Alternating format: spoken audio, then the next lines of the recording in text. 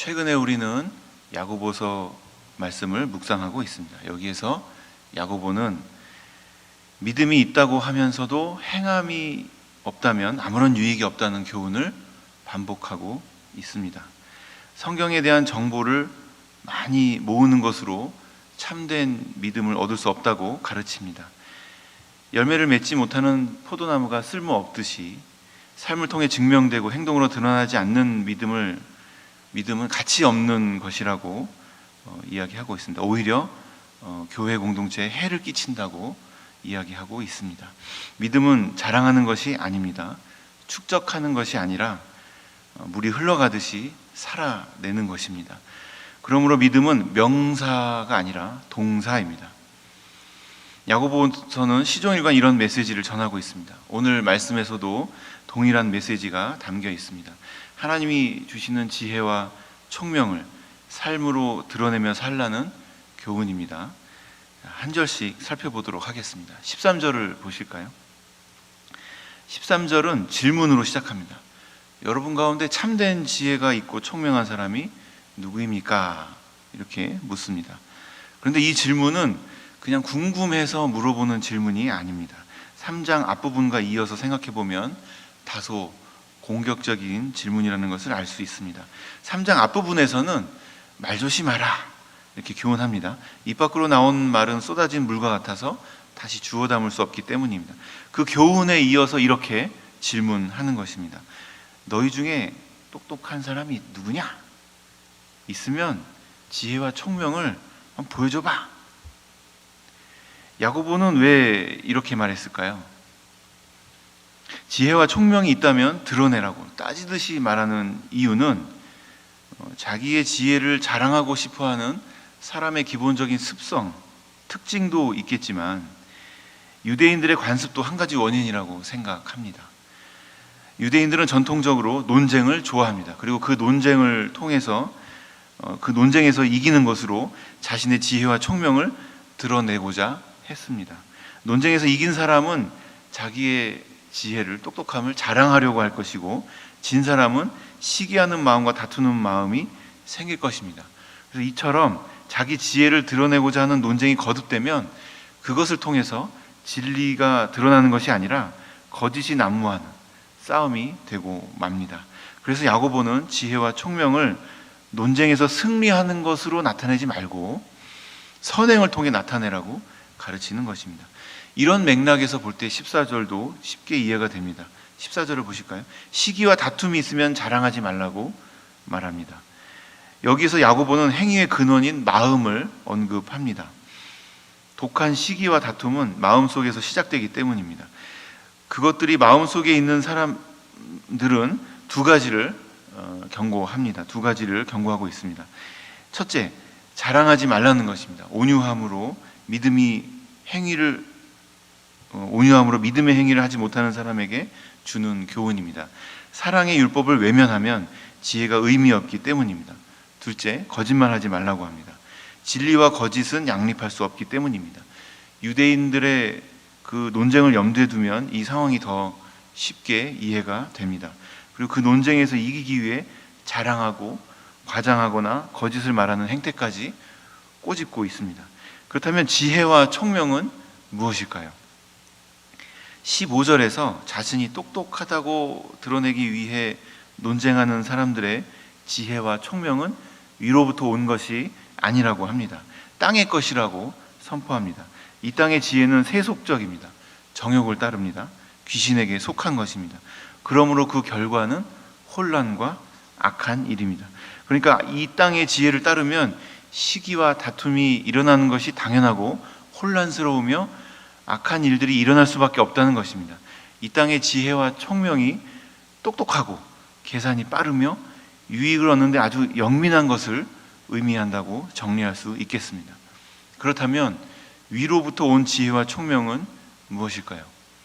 이에 대해 주일 예배 때 담임 목사님께서 아주 명확하게 이야기를 해 주셨습니다. 그래서 우리는 위로부터 오는 지혜와 총명이 무엇인지 잘 정리할 수 있었습니다. 복습을 간단하게 한번 해볼까요? 지혜는 통찰력이고 총명은 이해력입니다. 주석을 찾아보니까 지혜는 현명한 판단을 가져오는 원천이 되는 능력이라고 설명했습니다. 통찰력을 말하는 것이 맞죠. 총명은 탁월한 식견을 지닌 이해력이라고 설명합니다. 하나님의 뜻을 아는 이해력이 총명입니다. 그러니까 위로부터 오는 지혜와 총명은 이 세상을 다스리시는 하나님의 섭리를 통찰하고 이해하는 능력입니다. 이런 지혜와 총명이 있는 사람은 주변 사람들에게 어떤 영향력을 줄까요? 그 답이 바로 17절과 18절에 있습니다.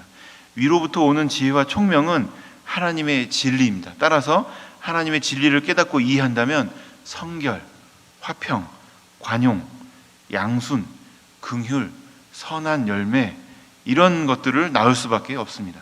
땅의 것들이 주는 영향과는 확연한 차이를 보여줍니다. 아주 당연한 결과입니다.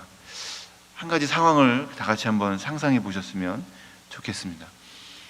사람들이 길을 걸어가고 있습니다. 그 길 끝에는 무엇이 있는지 아무도 모릅니다. 인생이라는 길이 그렇지 않습니까? 그 길을 걷다 보니 앞에 두 갈래 길이 놓여 있습니다. 왼쪽으로 가야 하나? 오른쪽으로 가야 하나? 좀 고민이 됩니다. 왼쪽 길을 보니까 좀 넓고 재미있어 보입니다. 근데 오른쪽 길을 보니까 좀 좁아 보이고 좀 지루해 보입니다. 그때 지혜와 총명이 있는 사람이 오른쪽으로 가야 한다고 이야기합니다. 하나님이 주신 통찰로 길의 주변 환경과 지형, 지혜를 살펴볼 때 왼쪽 길은 곧 험한 길이 나올 것이고 오른쪽 길은 평탄한 길로 바뀔 것이다. 그 이야기를 들은 사람들 중 일부는 오른쪽 길로 가지만 일부는 왼쪽 길로 갑니다. 지혜로운 사람은 어느 길로 갔을까요? 당연히 오른쪽 길로 갈 수밖에 없습니다. 왜요? 앞으로 무슨 일이 일어날지 알기 때문입니다. 같은 원리가 우리 신앙 속에서 나타납니다.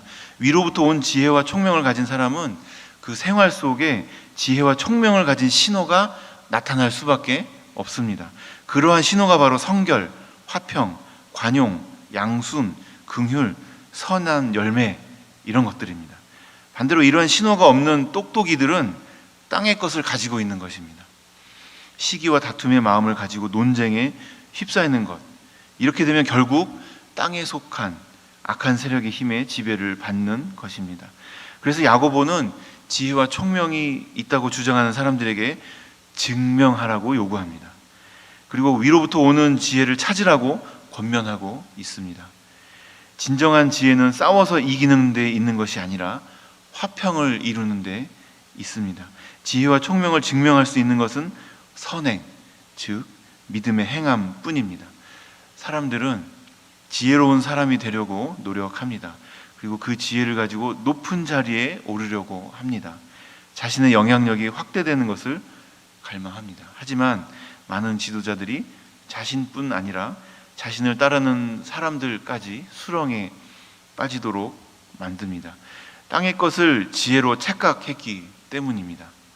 그렇다면 어떻게 해야 화평 중에 모두가 성숙해가는 지혜로운 삶을 살 수 있을까요? 오늘 말씀 속에서 한 3가지 정도로 그 답을 찾아보았습니다. 첫째는 하늘의 지혜를 사모해야 합니다. 참된 지혜는 위로부터 내려옵니다. 하나님이 주시는 것입니다. 따라서 처세를 위한 수단을 구하는 것이 아니라 성숙한 관계를 목적으로 할 때 주어지는 것입니다. 지혜는 인간의 노력으로 얻어지는 것이 아니라 계시를 통해 부어집니다. 지혜를 얻기 위해서 필요한 마음이 있습니다. 바로 텅 빈 마음과 듣는 마음입니다. 자신의 욕심과 정욕을 버리고 하늘에서 내려오는 지혜에 집중해야 합니다. 지혜로운 사람은 지혜를 얻을 뿐만 아니라 선한 행실을 통해 그 지혜를 드러냅니다. 그들의 선한 행실에는 온유함이 있습니다.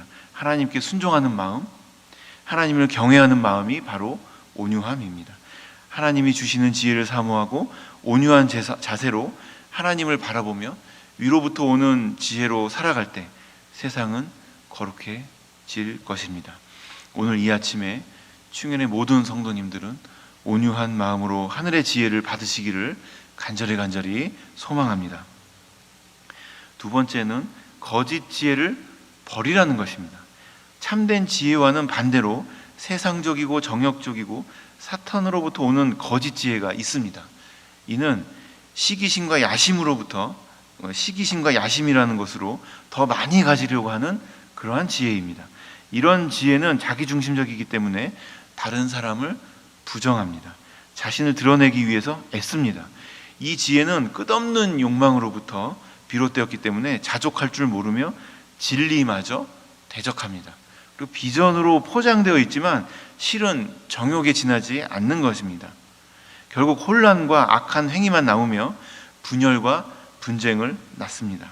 많은 현대인들이 이 거짓 지혜의 노예로 살아가고 있습니다. 그래서 행복을 추구하지만 손에 남는 것은 허망한 것뿐입니다. 혼란뿐입니다. 사랑하는 충현의 성도 여러분, 자신을 드러내는 일에 열중하고 있습니까? 거짓 지혜를 추구하는 마음을 버리고 하늘의 지혜를 사모하며 살아가시기를 소망합니다. 셋째는 지혜의 열매를 누리는 것입니다.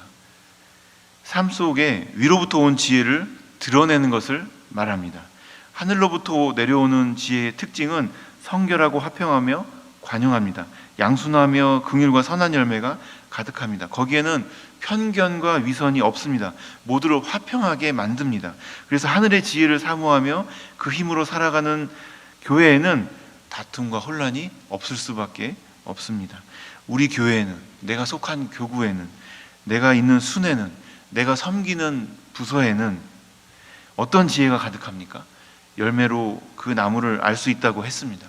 현재의 삶 속에 혼란과 악이 가득하다면 우리는 이 땅의 지혜에 속고 있는 것입니다. 많은 교회가 부끄러운 문제로 근심하고 있는 이유는 하늘의 지혜를 따르고 실천하지 못했기 때문입니다. 원점으로 돌아가서 우리가 구하는 것, 우리가 지금 가지고 있는 것이 무엇인지 돌아보아야 하겠습니다. 우리에게 분별의 은혜가 있기를 간절히 소망합니다.